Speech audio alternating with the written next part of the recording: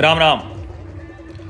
प्रयागराज महाकुंभ से पहले प्रयागराज शहर के दर्शन मैंने आपको कराए, और दर्शन इसलिए कह रहा हूं क्योंकि आपने तो अभी दूर से देखा ही है, और कुंभ का भी हिस्सा दिखाया, संगम में दिखाया, दशाश्वमेध और किला घाट दिखाया, नागवासुकी दिखाया। अगली यात्रा में प्रयागराज की और भी बहुत सी चीजें मैं आपको दिखा दूंगा। अब ये जो मैं आपको दिखा रहा हूं, ये हमारे अपने मोहल्ले दारागंज की कच्ची सड़क, हालांकि सड़क कच्ची नहीं है, अब वो पक्की है, लेकिन हमारे अपने मोहल्ले दारागंज की कच्ची सड़क से ये वेणी माधव जी की, भगवान वेणी माधव की शोभा यात्रा जा रही है। पक्की सड़क पर वेणी माधव जी का मंदिर है। भगवान वेणी माधव जो भगवान विष्णु का बाल स्वरूप हैं, और यह शोभा यात्रा कितने महत्व की है ये मैं अब आपको बताने जा रहा हूं। अब वेणी माधव मंदिर ये प्रयागराज के नगर देवता हैं, नगर कोतवाल भी कहे जाते हैं। प्रतिवर्ष जब माघ मेला शुरू होने वाला आता है, तो माघ मेले के पहले, इस बार तो कुंभ है, माघ मेले के पूर्व यानी जिस दिन से माघ मेला शुरू होता है, मकर संक्रांति यानी 14 जनवरी से, तो 13 जनवरी को पौष पूर्णिमा के दिन यह शोभा यात्रा निकलती है। भव्य शोभा यात्रा होती है। इसमें हाथी, घोड़े, ऊंट, तरह तरह के स्वांग जो रचने वाले कलाकार हैं, और उन सब के साथ बाहर से आए हुए लोग भी शामिल होते हैं। बड़े अच्छे नृत्य करने वाले, वाद्य यंत्र लेकर चलने वाले, ये देखिए तलवार, गदा, ऐसे ये सब भी लेकर चलने वाले लोग इसमें शामिल हैं। और जो इनके साथ जो महिलाएं चलती हैं, बाकायदा सर पर कलश लेकर इस भव्य शोभा यात्रा का हिस्सा बनती हैं। पूरे जितने रास्ते भर आप देखेंगे तो जो बालकनी है, छत है, बाहर खड़े हुए लोग रास्ते में बीच बीच में उनका स्वागत भी करते हैं, उनको कुछ खिलाते पिलाते भी हैं यात्रा में शामिल लोगों को, और ये सब यात्रा का स्वागत करते हैं।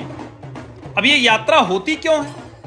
ये यात्रा होती इसलिए है कि जो भगवान वेणी माधव हैं, जो भगवान विष्णु का बाल स्वरूप हैं, जब ब्रह्मा जी ने सृष्टि की रचना की और प्रथम यज्ञ दशाश्वमेध घाट, प्रयागराज के दशाश्वमेध घाट पर किया, तो विष्णु जी से कहा कि यहां जो लोग आएंगे उनकी रक्षा करना। तो जो लोग कल्पवासी होते हैं, जो लोग कुंभ में आते हैं, जो लोग इस माघ में आते हैं, उन सब की रक्षा के लिए भगवान विष्णु यहां विराजमान होते हैं।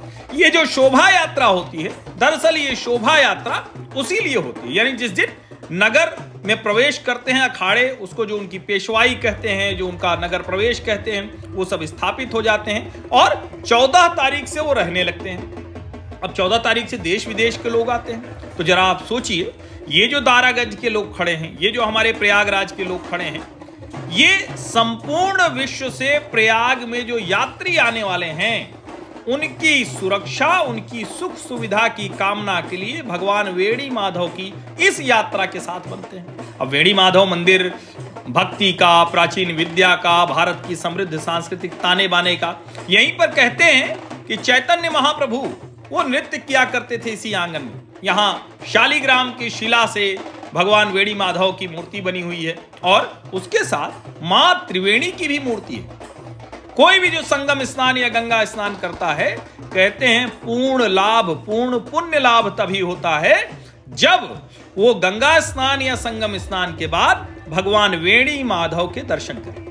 अब भगवान वेणी माधव ये तो हमारे दारागंज में विराजमान है, नगर देवता, नगर कोतवाल कहे जाते हैं। जैसे कोतवाली होती थी ना शहर में, कि सुरक्षा का जिम्मा कोतवाल साहब के ऊपर होता था, ऐसे ही जो माघ मेला, कुंभ मेला, उसके सुरक्षा का जिम्मा वेणी माधव भगवान के ऊपर है, वो कोतवाल है। अच्छा देखिए, ये मध्य प्रदेश से लोग आए हैं। अब इसमें दूर दूर से लोग आकर शामिल होते हैं। जो अखाड़ों के लोग हैं, जो संत हैं, वो इस यात्रा को शुरू करते हैं। बड़ी भव्य दिव्य शोभा यात्रा निकलती है। और मैं चूंकि संयोगवश उस वक्त था, मैंने भी पौष पूर्णिमा का स्नान किया था, और उसके बाद मैं यात्रा में आ गया। तो एक तरह से पौष पूर्णिमा का स्नान मैंने किया। देखिए क्या बढ़िया ढोल, मृदंग, झांझ, मजीरा सब बजा के लोग नाच रहे हैं। क्या सुंदर, देखिए क्या उत्साह, देखिए उनका। ये अब ये यात्रा घूम कर जाएगी और फिर से वहीं मंदिर में स्थापित हो जाएगी।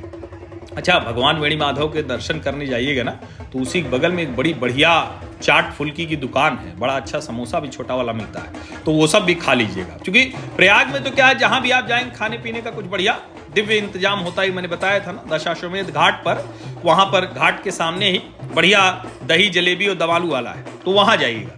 तो यहां भी ये व्यवस्था है। वैसे दारागंज में तो कई बार मुझसे लोग पूछते हैं प्रयाग जा रहे हैं, कहाँ का समोसा अच्छा है, कहाँ की चाट अच्छी। अरे भैया, जहां खा लो वहीं का अच्छा है, सब जगह के समोसा चाट सब अच्छी है, तो इसलिए उसकी कोई चिंता की बात नहीं। तो ये सोचिए आप कि एक पूरा शहर अपने यहां आने वाले श्रद्धालु, तीर्थयात्री जो भी हैं, पर्यटक, उन सब की सुरक्षा के लिए कामना करता है। और भगवान विष्णु के बाल स्वरूप अवतार भगवान वेणी माधव इस यात्रा पर, इस भव्य शोभा यात्रा में इसीलिए निकलते हैं। कहा यह भी जाता है कि भगवान राम भी जब आए थे तो दर्शन करने आए थे वेणी माधव मंदिर, और वेणी माधव मंदिर के दर्शन के बिना प्रयागराज की तीर्थ यात्रा अधूरी मानी जाती है, मैं बता ही चुका हूं।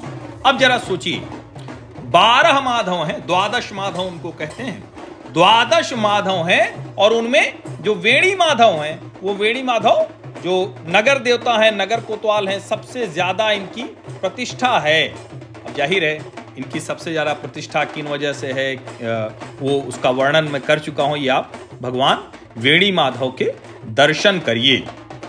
और बढ़िया यात्रा थी, हमने भी देखा, और देखिए पूरा मोहल्ला, पूरा शहर सब आ जाता है, तो ये एक बहुत सुंदर दृश्य उत्पन्न होता है।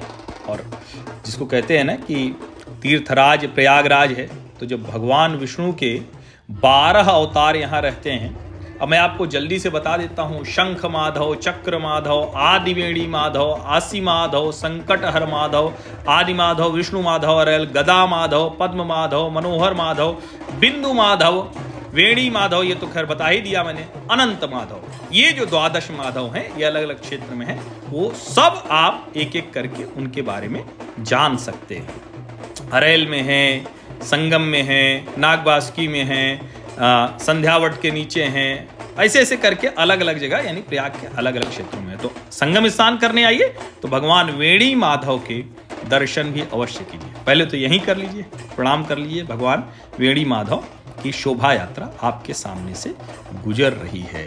ये प्रयाग है, ये प्रयाग का महात्म्य है। तो नगर देवता, नगर कोतवाल, भगवान विष्णु का बाल स्वरूप, जहां अलग अलग समय में भगवान राम से लेकर चैतन्य महाप्रभु तक आए, वही स्थान है।